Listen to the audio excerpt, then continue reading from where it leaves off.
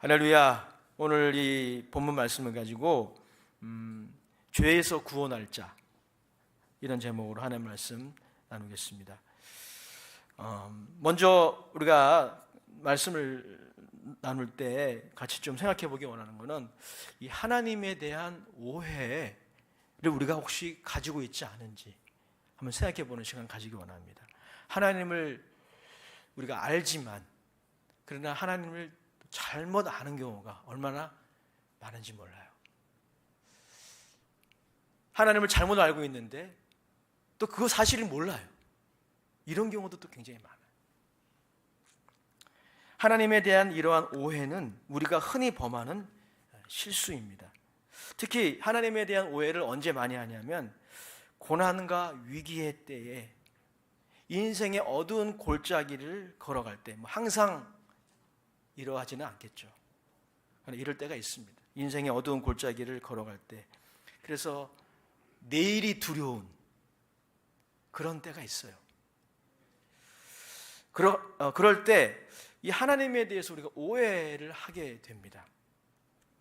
특별히 어떤 부분에 대해서 오해하게 되냐면 하나님의 선하심, 하나님이 과연 나에게 선하신 분이신가 아니면 박하신 분이신가?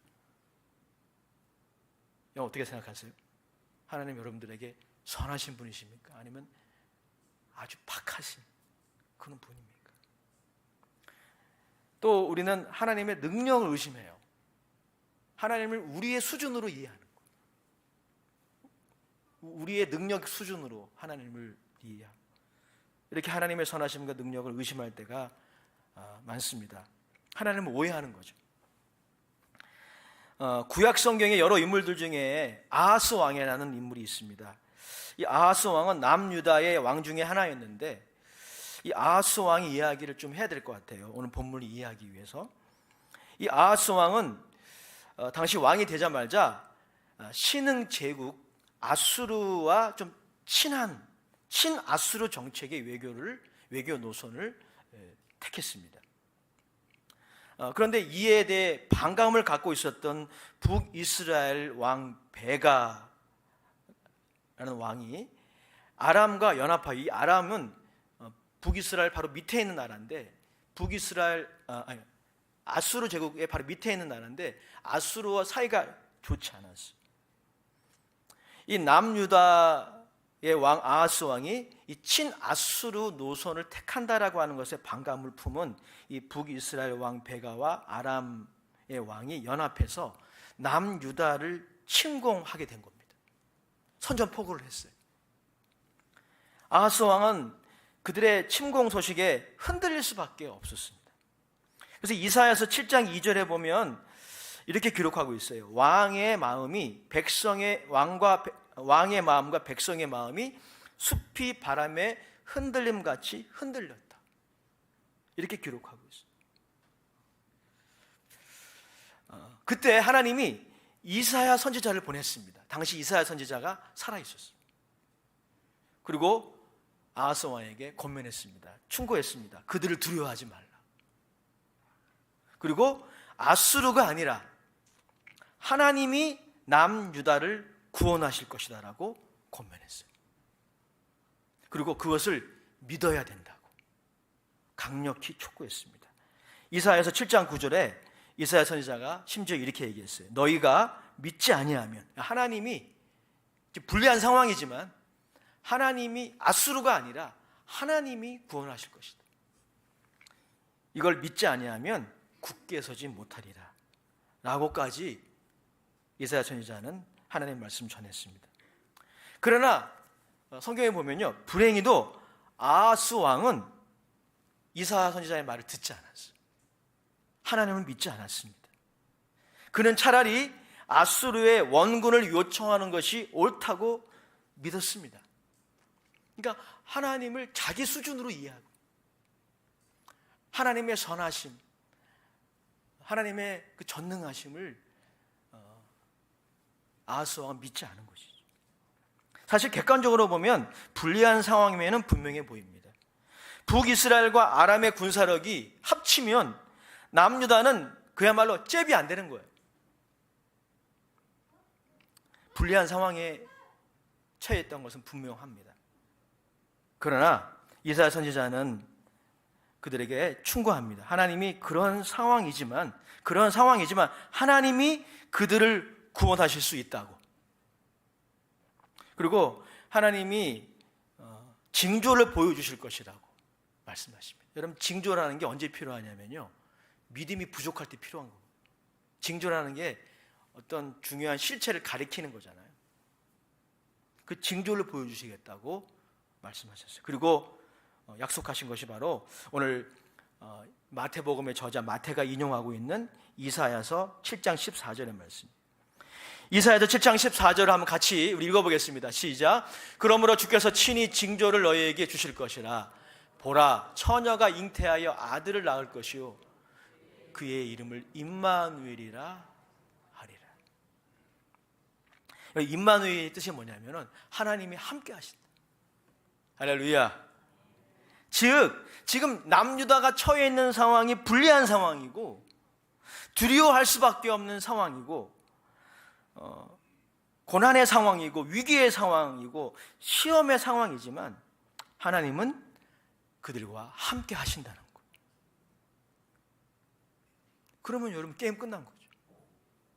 그렇지 않겠어요? 하나님이 함께 하시면 도대체 누가 하나님의 백성을 대적할 수 있겠습니까? 대적하려고 할 수 있겠죠. 하지만 하나님이 함께 하시면 게임 is over. 게임은 끝나. 하나님이 함께 하신다는 거예요. 남유다와 함께 하시고 아하스 왕과 함께 하시니까 그 하나님을 믿으라는 거예요. 그 하나님이 이 불리한 상황에서 구원하실 것이다. 그 하나님을 믿으라고 이사야 선지자는 촉구하고 있는 것입니다. 사랑하는 여러분, 우리는 코로나19를 이제 겪고 있습니다. 이제 거의 통과하고 있다라고 볼 수 있을까요? 그런데 코로나19를 겪으면서 이 통계에 의하면 많은 교회들이 실제로 문을 닫았습니다. 10,000개 이상의 교회가 문을 닫았다라고 하는 그런 통계 자료가 있어요. 혹은 어떤 교회는 부채에 시달리고 있는 교회도 많이 있어요. 뿐만 아닙니다. 사람들이 이 정서적인 위기를 겪고 있는 것 같아요. 이것도 통계가 우리에게 보여주는 것입니다. 이 코로나19 기간 동안에 자가 격리를 하고 또 사회생활이 차단되면서 많은 사람들이 우울감을 호소하고 정신적인 장애 이런 것들이 수면 위에 올라오는 이런 일들이 계속 일어나고 있습니다.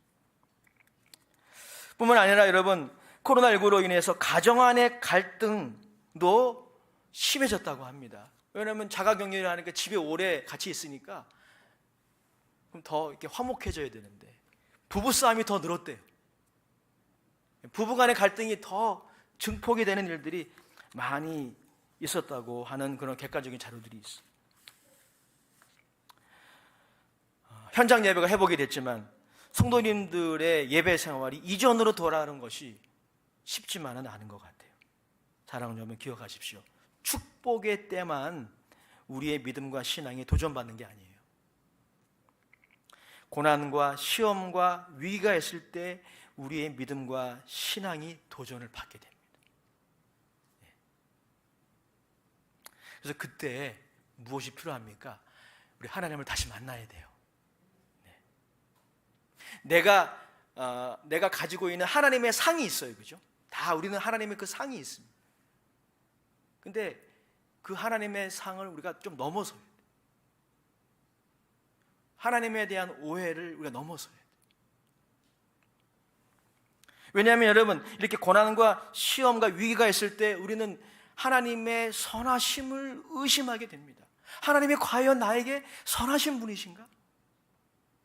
하나님은 나에게 정말 후하신 분이신가? 그렇게 배웠고 알지만 과연 그런가? 그렇다면 왜 나에게, 왜 나의 가정에 이런 일이 생기는 것인가? 이러한 회의가 찾아오는 것이죠. 또 이렇게 고난과 시험을 받을 때 하나님의 능력도 우리 수준으로 이해하게 돼요. 하나님이 전능하시다면 왜 이 문제를 해결해 주지 않지? 왜 나의 긴 호소와 기도가 이루어지지 않는 것일까? 이 하나님의 선하심과 전능하심에 대한 회의가 찾아오는 거죠. 예수님 열심히 믿고 봉사 열심히 해도 소용없구나. 이런 회의가 찾아오는 것이죠. 제가 설교를 준비하면서 회복하는 교회라는 책을 읽었어요. 이 책은 이제 포스트 코로나 이후에 교회가 어떻게 회복될 것인가에 대한 여러 글들을 모아놓은 책이에요. 거기에 이정규 목사님이 기고한 글이 있는데 그 글의 제목은 말씀의 회복이었어요. 근데 이 말씀의 회복이라는 주제를 가지고 이분이 이제 글을 썼는데 그 글에 인용한 한 목회자가 있어요. 이름은 바트 어만이라는 사람인데요. 이 사람은 신학을 공부한 신학 박사이자 또 설교자예요. 목회자예요. 저 같은 사람입니다. 근데 이 바트 어만 박사가 나중에 역회심을 해요. 역회심이란 뭐냐? 신앙을 버린 거예요. 회심은 예수님을 안 믿던 분이 예수님을 믿게 되는 거 회심이라 그러잖아요. 근데 이분은 역회심을 하셨어요. 신앙을 버렸어요. 충격적인 일이죠. 그분이 바트 어만 박사의 그 회고록을 좀 인용을 했는데 제가 좀 읽어드릴게요. 좀 내용이 위험하긴 하지만 우리가 공감할 수 있는 부분이 있어서 그래요. 그는 이렇게 말했어요. 궁극적으로 나는 기독교를 완전히 떠나고 말았다. 그것은 결코 쉬운 결정이 아니었다. 나는 필사적으로 몸부림치고 절규하며 내가 어린 시절부터 줄곧 지켜온 신앙을 지키고자 노력했다. 하지만 결국 나는 더 이상 믿음을 가질 수 없다는 결론에 이르렀다. 이것은 긴 이야기지만 짧게 말하자면 이렇다. 나는 더 이상 우리의 삶에서 당면하는 고통의 문제를 신앙의 관점으로 이해할 수 없게 되었다. 선하고 전능한 하나님이 세상을 다스린다면 왜 나에게 이런 일이 있는가? 이 지구라는 행성에 살고 있는 수많은 사람들에게 인생은 오직 비참함과 고통의 연속이다. 나는 선하고 사랑받는 절대자가 세상을 돌본다는 것을 결국 받아들일 수 없게 되었다. 나에게 고통의 문제는 곧 신앙의 문제였다. 여러분 공감이 되시나요? 얼마나 공감이 되시는지는 모르겠어요. 안타까운 일입니다. 목회자이고 또 신학 박사인 이분이 결국 신앙을 버리고 세상으로 돌아갔습니다. 이런 일들이 우리에게 있어서는 안 되겠죠. 결코 있어서는 안 됩니다. 그런데 한편으로는 이 내용을 읽으면서 이해가 되는 부분이 있어요. 그래서 저는 오늘 이 마태복음 1장을 같이 나누면서 이런 질문을 역으로 했으면 좋겠어요. 이런 질문 뭐냐면 이런 상황, 그러니까 하나님의 선하심과 능력, 적어도 나에게 말이죠. 옆에 있는 목사님이나 장로님이나 집사님 말고 나에게 하나님은 선하신 분이신가? 그분은 전능하신 분이신가? 라고 하는 것이 의심되는 그 상황, 그 상황을 여러분들이 만날 때 그 상황에 대한 대답이 과연 있는가? 이 질문을 해야 돼요. 이 질문을 해야 되고 이 질문에 답을 해야 합니다. 또 이런 질문도 가능해요. 그 상황에 모든 인생이 그런 상황을 경험하게 되는데 그런 상황에 하나님이 대답이 될 수 있는가? 이런 질문을 근원적으로 해야 돼요.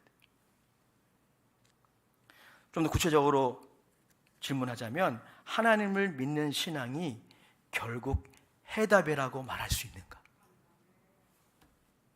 여러분 어떻게 대답하시겠어요? 위층에 계신 분 어떻게 대답하시겠어요?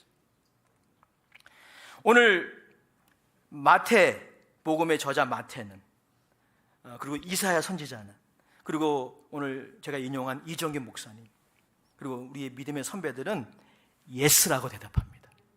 답이 있다는 거예요. 그 답이 하나님이라는 거예요.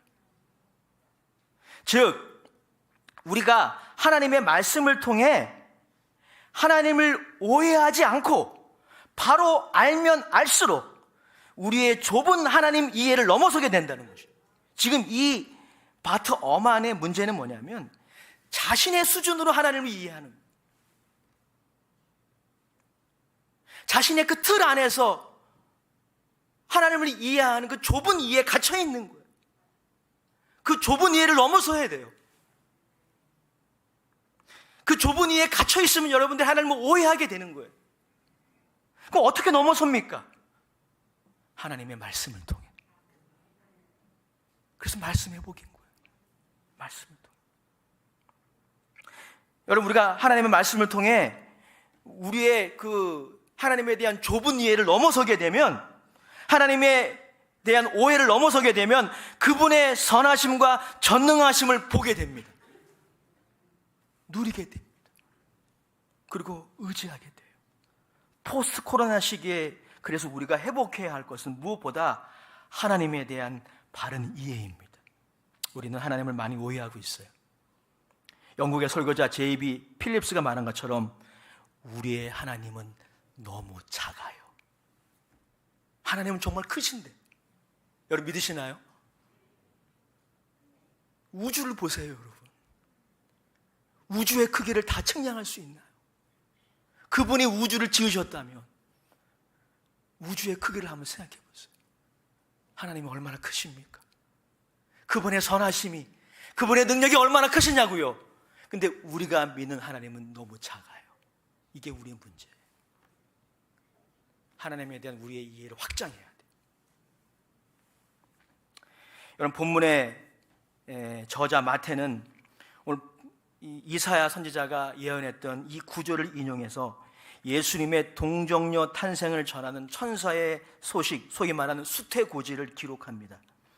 이것은 아하스 왕에게 전했던 이사야 선지자의 예언을 성취하는 것이었어요. 보라, 처녀가 잉태하여 아들을 낳으리니 그 이름을 임마누엘이라 하라. 이것이 징조다 라고 하는 말씀이 성취되는 사건이 예수님의 동정녀 탄생의 사건입니다. 우리 20절, 23절 말씀 그런 의미에서 같이 읽어보겠습니다. 시작. 마태복음 1장 20절 시작. 주의 사자가 현몽하여 이르되 다윗의 자손 요셉아, 내 아내 마리아 데려오기를 무서워하지 말라. 그에게 잉태된 자는 성령으로 된 것이라. 아들을 낳으리니 이름을 예수라 하라. 이는 그가 자기 백성을 그들의 죄에서 구원할 자이심이라 하니라. 이 모든 일이 된 것은 주께서 선지자로 하신 말씀을 이루려 하심이니 이르시되 보라, 처녀가 잉태하여 아들을 낳을 것이요 그의 이름은 임마누엘이라 하리라 하셨으니 이를 번역한즉 하나님이 우리와 함께 계시다 합니다. 할렐루야. 여러분, 하나님의 아들의 동정녀 탄생이 기록되고 있는데 그 동정녀 탄생은 기독교 역사 속에서 많이 오해를 받아왔어요. 첫 번째 오해가 바로 이 구교, 카톨릭의 오해였습니다. 카톨릭에서는 이 하나님의 아들이 동정녀의 그 태 속에서 성녀로 잉태되었다라고 하는 이 사건을 마리아 숭배의 기초로 삼았어요. 마리아가 이처럼 거룩하기 때문에 마리아의 자궁을 통해서 하나님의 아들이 잉태된 것이다. 그거는 여러분 본문을 잘못 해석하는 것이죠. 반대로 개신교에서는 예수님의 동정녀 잉태의 이 사건을 평가절하했어요. 별로 의미 없다. 어떤 신학자들과 또 과학자들은 예수님의 동정녀 잉태와 탄생은 설화다. 실제로 있었던 일이 아니다. 이렇게까지 해석하는 그런 신학자들도 있었어요. 그러나 여러분, 그렇지 않습니다. 예수님의 동정녀 탄생은 하나님에 대한 우리의 오해를 불식시키고 하나님께 대한 바른 이해로 우리를 이끕니다. 두 가지 이유에서요. 첫 번째, 여러분, 예수님이 동정녀의 몸에 잉태되신 이 사건은요, 하나님이 전능하시다는 것을 우리에게 확신시켜 줍니다. 따라합시다. 하나님은 전능하시다. 우리가 오해하는 부분이 이 부분이죠. 여러분, 하나님이 전능하시다라고 하는 말씀은 어떤 결론을 추론하게 합니까? 하나님은 우리를 위해 기적을 행하실 수 있다 라고 하는 것을 추론하게 해요. 그렇습니다. 예수님의 동정녀 잉태와 탄생의 사건은 하나님은 사람이 할 수 없는 것을 하실 수 있음을 우리들에게 확언시켜 줍니다. 사실 여러분, 처녀가 어떻게 잉태합니까? 이거는 의학적으로 불가능해요. 근데 이사야 선지자는 그것이 징조를 하는 거예요. 그것이 하나님이 하나님의 백성들을 구원하실 수 있음을 보여주는 징조를 하는 것입니다. 처녀가 잉태하여 아들을 낳는 것은 불가능하지만 창조주 하나님은 하실 수 있어요. 여러분, 창조라는 게 뭡니까? 창조와 제조가 다른 거 아시죠? 영어 표현도 달라요. 창조는 크리에이션, 제조는 매뉴팩처예요. 여러분, 제조는 뭡니까? 있는 재료를 가지고 뭔가를 뚝딱 만들어내는 거죠. 창조는 그게 아니에요. 창조는 헬라어로 엑스 니힐로라 그래요. From nothing. 무에서 유를 창조하는 것이 바로 창조예요. 무에서 유를 어떻게 만들어냅니까? 아무것도 없는데 어떻게 무언가를 만들어냅니까? 사람은 결코 할 수 없는 것이에요. 하나님이 하셨어요. 창세기 1장을 보십시오. 1장 1절에 태초에 하나님이 천지를 창조하시니라 하셨습니다. 그리고 2절에 보면 하나님의 천지를 창조하실 때 성령과 함께, 하나님의 신과 함께 창조하셨어요. 여러분, 성령을 통하여 무에서 유를 만들어내신 그분이 동정녀, 처녀의 몸에 성령으로 잉태하지 못하겠습니까? 하실 수 있는 거예요.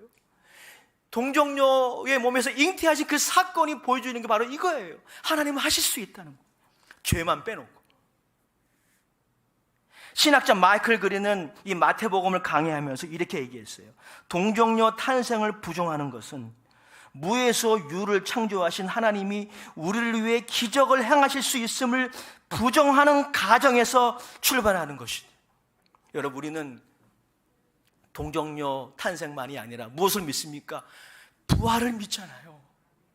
부활이 어떻게 가능해요? 부활은 예수님이 십자가에서 너무 고난이 힘드셔서 기절하셨다가 심장이 잠시 멈추셨다가 3일 만에 깬 게 아니에요. 부활은 그런 것들이 아닙니다. 예수님이 완전히 죽으셨어요. 부활의 사건은 죽음에 하나님이 생명을 불어넣은 사건입니다. 부활의 사건은 창조의 사건이에요. 하나님만이 하실 수 있는 사건입니다. 동정녀 탄생은 하나님의 전능하심을 우리에게 여실히 보여줍니다. 그것을 믿으라고 우리들에게 말하고 있어요. 여러분 중에 당하는 고난 때문에, 시험 때문에, 위기 때문에 이 어려움의 상황을 내가 돌파할 수 있을까 걱정하고 의심하는 분들이 있을 줄 모르겠습니다. 여러분의 능력으로 그 문제를 해결하는 것이 불가능해 보이지만 아하스 왕과 남유다 사람들이 자신들의 노력으로 북이스라엘과 아람 연합군을 이길 수 있는 것이 불가능해 보였지만 하나님은 하실 수 있다라고 하는 것입니다. 하나님은 인생 최고의 난제, 인생에 많은 난제들이 있지만 인생 최고의 난제인 죄와 죄책 그리고 형벌의 문제를 해결하시지 않았습니까? 예수님이 십자가와 그분의 부활로 말미암아 해결하셨다면 여러분들이 지금 고민하고 실험하는 그 문제도 하나님이 해결하실 수 있습니다. 하나님이 답인 거예요. 예수님의 동정녀 탄생은 바로 그것을 우리에게 말씀하고 있습니다. 두 번째, 여러분, 예수님의 동정녀 탄생은 하나님이 선하신 분이심을 우리들에게 또한 증언합니다. 여러분, 하나님의 아들, 아니 하나님 자신이 우리와 함께하기 위해 사람의 태 속으로 들어온 사건입니다. 그게 예수님의 동정녀 잉태와 탄생의 사건입니다. 여러분, 하나님이 어떤 분이에요? 솔로몬이 예루살렘 성전을 봉헌하고 하나님 앞에 기도했던 그 내용을 보면 하나님은 하늘과 하늘들 위에 하늘이라도 감당하지 못하는 분이 하나님이에요.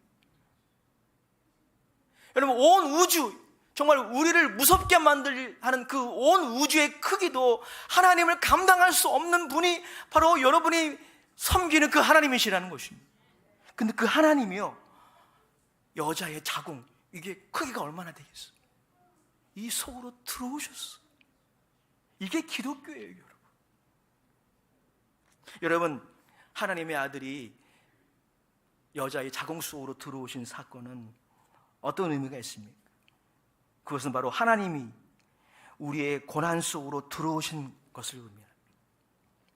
하나님이 우리의 고통과 원망과 우리의 좌절과 우리의 슬픔과 우리의 상처 속으로 들어오신 거예요. 이게 동정녀 잉태와 탄생의 사건. 여러분, 이것이 다른 종교의 신과 다른 기독교만이 가지고 있는 독특함이에요. 여러분, 다른 종교에는 이런 것이 없어요. 여러분, 다른 종교에도 다 신이라는 존재가 있습니다. 신의 위엄이 있어요. 그리고 사람들은 신을 경배합니다. 그러나 여러분, 다른 종교의 신들, 부처나 알라신이나 기타 등등의 신들을 특징이 뭡니까? 고난을 초월해 있어요. 그러나 여러분, 우리가 믿는 그 하나님은 그 초월의 자리를 버리시고 내려오셨습니다. 성부 하나님이 자신의 독생자를 그렇게 보내시기까지 사랑하신 것, 그 하나님의 사랑, 하나님의 선하심을 우리들에게 보여주는 사건이 바로 동정녀 잉태와 탄생의 사건입니다. 그래서 우리가 믿어야 돼요. 믿어요. 하나님의 선하심을 믿어야 돼요. 여러분들을 향한 하나님의 은혜의 풍성함을 믿어야 됩니다.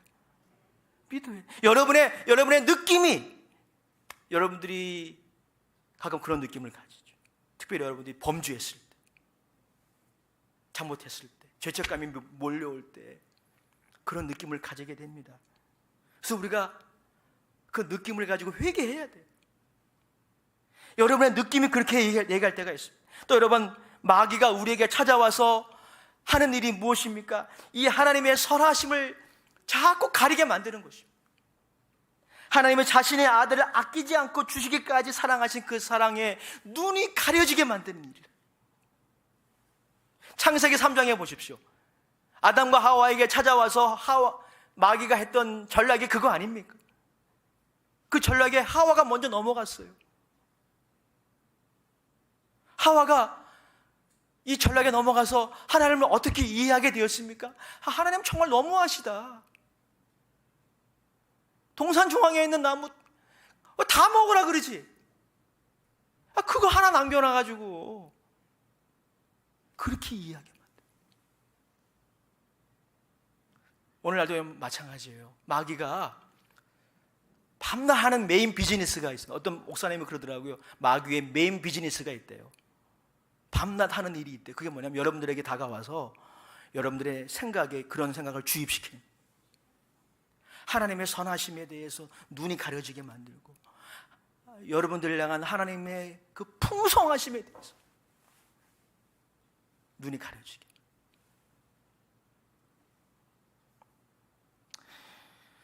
그래서 여러분, 우리가 말씀으로 돌아가야 돼요. 로마서 8장 32절, 제가 정말 좋아하는 구절 중에 하나예요. 이 구절 한번 보세요.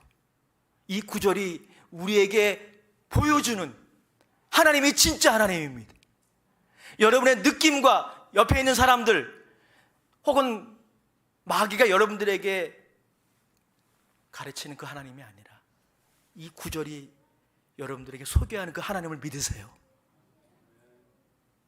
같이 읽어보겠습니다. 시작. 자기 아들을 아끼지 아니하시고 우리 모든 사람을 위하여 내어주시니가 어찌 그 아들과 함께 모든 것을 우리에게 주시지 아니하시.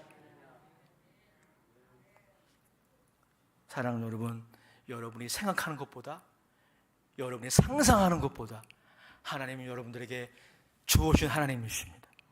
선하신 하나님이십니다. 여러분들을 향한 하나님의 은혜와 공의는 풍성합니다. 그 아들과 함께 모든 것을 주시지 아니하시겠느냐. 때로는 여러분, 우리 인생 가운데 먹구름이 찾아올 때가 있죠. 찰스 스펄전이 이런 말을 했어요. 한번 들어보시기 바랍니다. 때로는 우리 아버지의 미소가 어둠과 구름에 의해 가려지는 계절이 있습니다. 그래요. 하나님의 미소가 느껴지지 않는 거예요. 그러나 하나님께서는 우리를 결코 저버리지 않으심을 기억하십시오. 우리는 단지 버림받은 것 같은 느낌을 받을 뿐이지만 예수 그리스도의 경우에는 정말로 버림을 받으신 것이었습니다. 누가 감히 그 거대한 고통을 짐작이나 할 수 있겠습니까? 나의 하나님, 나의 하나님, 어찌하여 나를 버리셨나이까? 여러분들이랑 하나님의 선하심을 믿으시기 바랍니다. 하나님은 박하지 않으십니다. 하나님 여러분들이랑 인색하지 않으십니다. 하나님은 여러분들의 고난을 기뻐하지 않으십니다. 우리가 다 이해할 수 없지만 하나님의 무궁한 지혜 가운데, 하나님의 섭리 가운데 그 고난을 허락하셨지만 하나님 여러분들의 고난과 괴로움을 기뻐하지 않으십니다. 그리고 아들을 통하여 구원하실 것입니다. 아들을 통하여 지금도 구원하십니다. 그래서 아들의 이름이 예수인 거예요.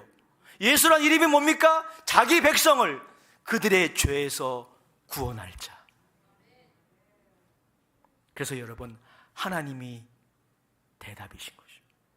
우리의 모든 의심과 좌절과 절망의 대답이 되시는 것입니다. 그러므로 여러분, 결론적으로 우리는 하나님의 선하심과 전능하심을 다시 이해하고 그분을 다시 봐야 합니다. 어떻게 볼 수 있을까요? 우리에게 하나님의 선하심과 능력을 다시 이해하도록 하기 위해서 하나님 우리에게 성경을 주셨습니다. 그래서 여러분, 성경을 읽어야 합니다. 하나님의 말씀을 들어야 합니다. 복음 선포를 들어야 합니다. 이게 어떻게 보면 기도보다 더 중요한 거예요. 기도가 얼마나 중요해요. 하지만 정말 중요하면 순위를 매기자면 이게 더 중요해요.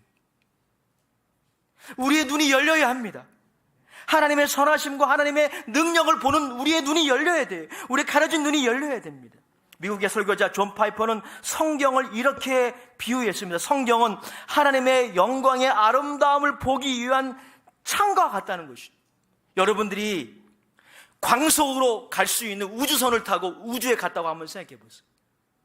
과학기술이 발달돼서 광속 엔진을 가지고 있는 우주선을 타고 저기 안드로메다 성운 가까이 갔다고, 그 블랙홀이 있는 그곳으로 갔다고 한번 생각해 보세요. 그런데 그 우주선에 창이 없어요.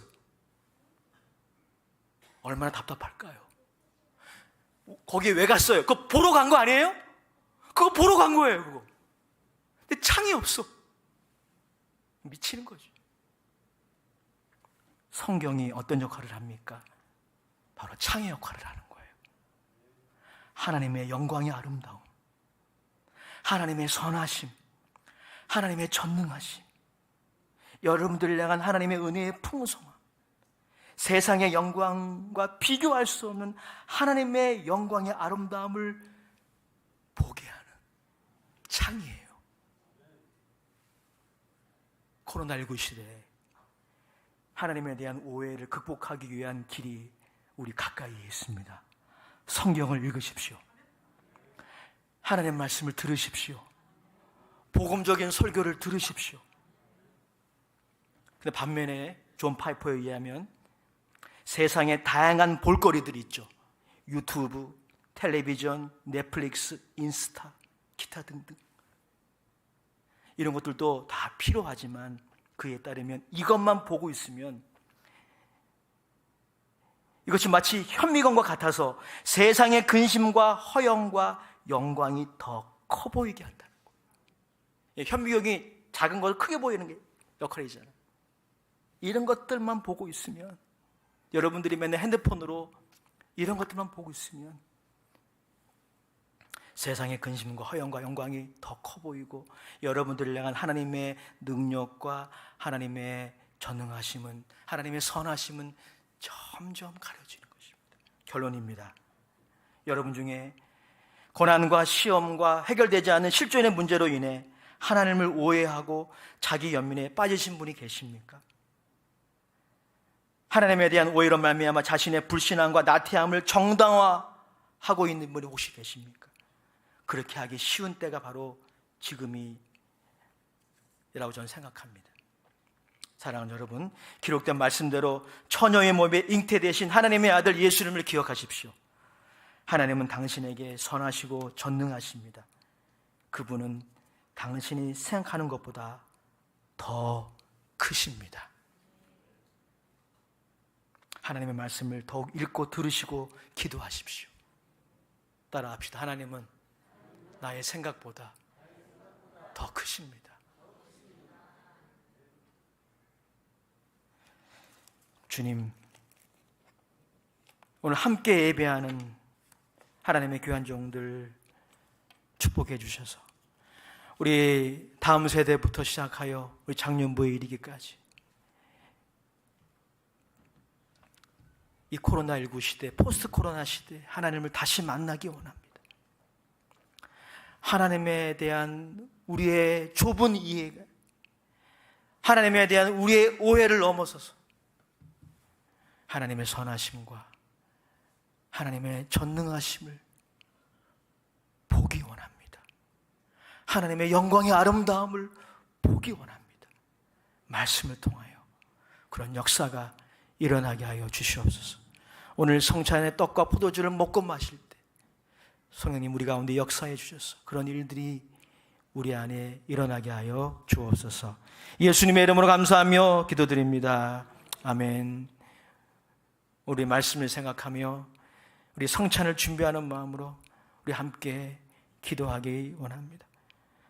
고난과 시험과 위기 가운데 우리가 더욱 하나님에 대한 좁은 이해 속에 갇혀있기 쉬운 이 시대, 하나님, 우리가 하나님을 오해하고 그것이 하나님을 다 안다라고 우리가 생각했던 것들을 우리 회개하면서 오늘 다시 하나님을 다시 만나고 하나님을 다시 이해하고 하나님의 선하심과 전능하심을 신뢰하며 믿음으로 앞으로 나가기 원합니다. 우리 그런 마음으로 말씀을 생각하며 기도하시고요, 또 우리 성찬을 준비함으로 기도하실 때 우리 성찬 준비위원들은 이 앞자리로 준비해 주시기 바랍니다. 우리 주여 한번 크게 외치고 통성으로 기도하겠습니다. 주여.